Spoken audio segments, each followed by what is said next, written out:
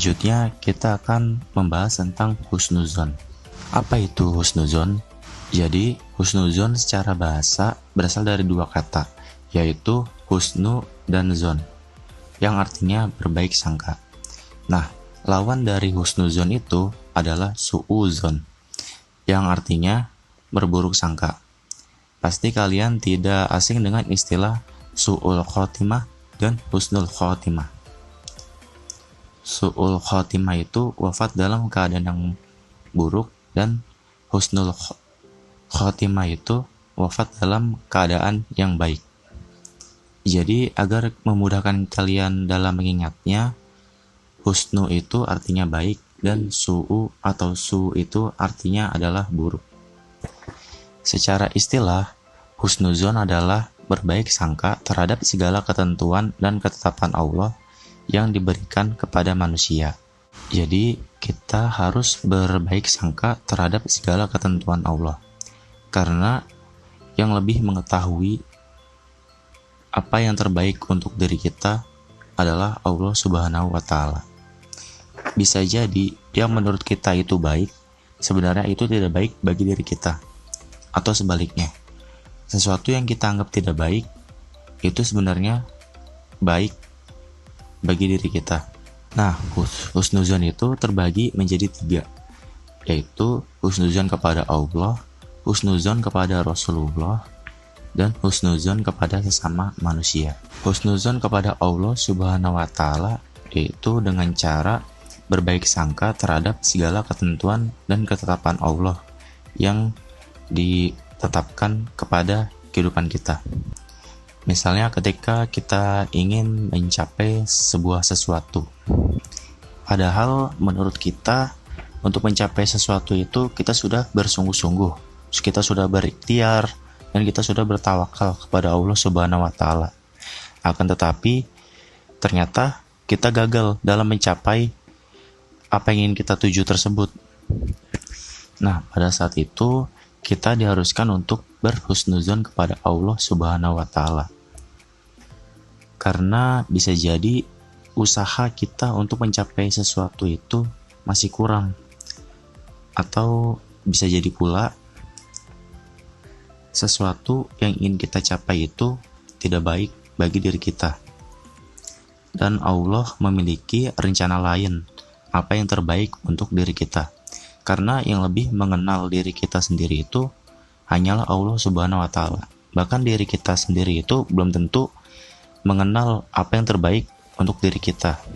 Yang kedua itu husnuzon kepada Rasulullah Shallallahu Alaihi Wasallam, yaitu dengan cara meyakini bahwasanya segala sesuatu yang disampaikan oleh Rasulullah Shallallahu Alaihi Wasallam kepada kita berasal dari Allah Subhanahu wa Ta'ala.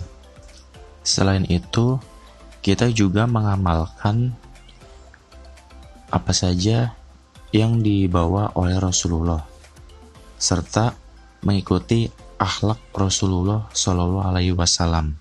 Lalu selanjutnya, husnuzon kepada sesama manusia. Nah, husnuzon kepada sesama manusia ini dengan berprasangka baik terhadap saudara-saudara kita.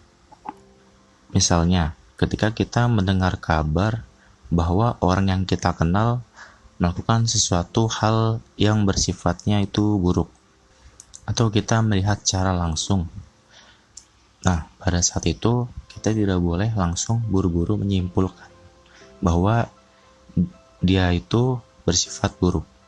Akan tetapi kita harus berhusnuzon terlebih dahulu, karena belum tentu apa yang kita lihat dan kita dengar itu sama seperti apa yang kita bayangkan yang ada di benak kita. Dalam Islam, konteks ini dikenal dengan istilah tabayun. Jadi kita harus bertanya kepada orang yang bersangkutan terlebih dahulu apakah benar dia melakukan hal tersebut yang sesuai dengan apa yang kita bayangkan, atau kita dapat menanyakan kepadanya alasan dia melakukan hal tersebut. Selanjutnya, Quran Surat Al-Hujurat ayat 12. Allah Subhanahu wa taala berfirman, A'udzubillahi minasyaitonirrajim. Bismillahirrahmanirrahim. Ya ayyuhalladzina amanu jtanibu katsiran minazzon. Inna ba'daz-zanni ismu wala tajassasu wala yaghtab ba'dukum ba'dha ayuhibbu ahadukum ayyakula lahma akhihi maitan fakarihtumu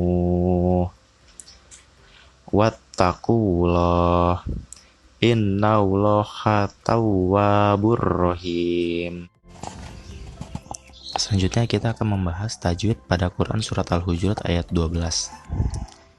Nah, dalam ayat ini kita tidak membahas semua tajwidnya ya, untuk mempersingkat waktu. Nah, yang pertama itu ya ayyuha. Nah, ya-nya itu hukumnya adalah mad wajib mutasil karena terdapat huruf alif bertemu dengan huruf hamzah dalam satu kalimat, sehingga dibacanya itu antara 5 hingga 6 harokat. Ya ayyuhalladzina, zi-nya itu mad tabi'i, ladzina amanu. Nah, a-nya itu mad badal. Mad badal itu apabila terdapat 2 alif. Nah, jadi itu mad badal itu fungsinya sebagai pengganti. Apabila terdapat 2 alif menjadi 1 dan dibacanya itu menjadi 2 harokat. Seperti itu. Amanuj. Nah, amanuj itu hukumnya adalah qalqalah sugro. Amanuj tanibu. Nah, itu hukumnya matobi. Tanibu kasih itu matobi. Kasirom. Nah, kasirom itu hukumnya adalah idgham diguna. Kasirom minazzonni. Inna ba'daz. Nah, itu inna ba'daz itu hukumnya adalah alif lam samsiah, karena setelah alif lam terdapat huruf samsiah yaitu zo, sehingga dibacanya itu melebur ke huruf setelah alif lam samsiah.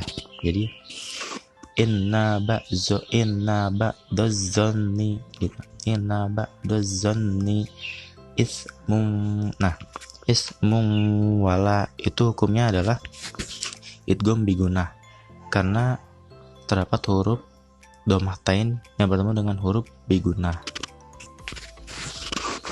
Ismum wala tajassasu itu matobi'i, wala matobi'i tab. Nah, itu sebenarnya adalah qalqalah juga, qalqalah sugro. Tab ba'dukum ba'dha ayuhibbu ahadukum an. Nah, ahadukum an itu hukumnya adalah izhar syafawi. Ahadukum anya. Nah, itu hukumnya adalah idgham bigunah.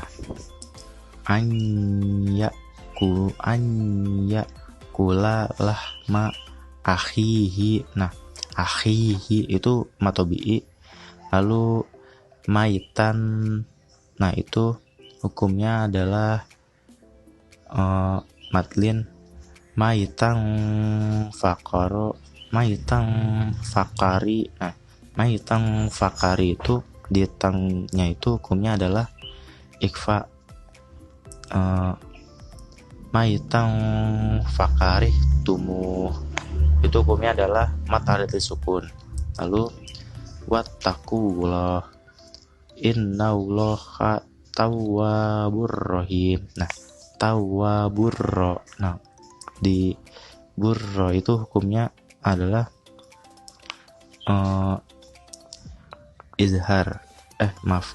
hukumnya adalah idgham bila gunah karena terdapat huruf yang berharokat domatain bertemu dengan huruf bila gunah yaitu lam dan ro.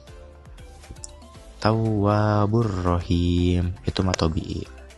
Selanjutnya kita akan membahas tentang isi kandungan ayat pada Quran surat Al-Hujurat ayat 12. Jadi isi kandungannya itu yang pertama, Allah memerintahkan kita untuk senantiasa berprasangka baik. Karena berprasangka buruk itu dapat menimbulkan perpecahan atau merusak tali persaudaraan. Lalu yang kedua, Allah melarang kita untuk mencari-cari keburukan orang lain. Dan di ayat 12 ini, selain mencari kesalahan orang lain atau keburukan orang lain, kita juga dilarang untuk menggunjing atau untuk menghina satu sama lain. Lalu yang ketiga, kita sebagai seorang mukmin, kita dilarang untuk membicarakan keburukan-keburukan saudara kita atau bergibah. Karena bergibah itu sama saja seperti kita memakan bangkai saudara kita sendiri. Dan yang keempat, Allah senantiasa membuka pintu taubat bagi hambanya yang ingin bertaubat. Tentang husnuzon, Rasulullah SAW bersabda, "Iyyakum wazzonna fa inna zonna akdzabu hadisi." Rawahul Bukhari. Yang artinya, jauhkanlah dirimu dari prasangka buruk, karena sesungguhnya prasangka buruk itu adalah perkataan yang paling dusta. Hadis riwayat Bukhari. Jadi dalam hadis tersebut, Rasulullah SAW itu melarang kita untuk berprasangka buruk, atau kita dianjurkan untuk berprasangka baik. Karena sesungguhnya prasangka itu adalah perkataan yang paling dusta. Jadi prasangka itu mengapa dikatakan perkataan yang paling dusta? Karena bisa jadi prasangka yang ada di dalam diri kita itu timbul akibat dari hawa nafsu atau dari perasaan iri dan dengki kita. Lalu prasangka buruk itu dapat merusak persaudaraan kita. Karena dengan prasangka buruk dapat mengurangi rasa saling kepercayaan antara kita dan muncul rasa saling mencurigai. Oleh karena itu, kita dianjurkan untuk berbaik sangka dan bertabayun terlebih dahulu.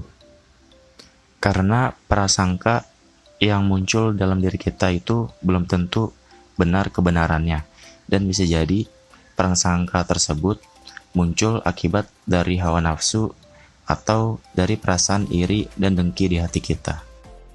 Baik, mungkin ini yang bisa kakak sampaikan untuk materi terkait tentang persaudaraan dan husnuzon dari Quran surat Al-Hujurat ayat 12 dan ayat 10 dan hadis terkait.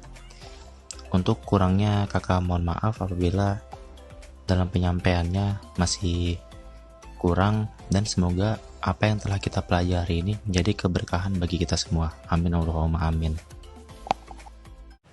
Oke adik-adik, mungkin sekian untuk materi hari ini.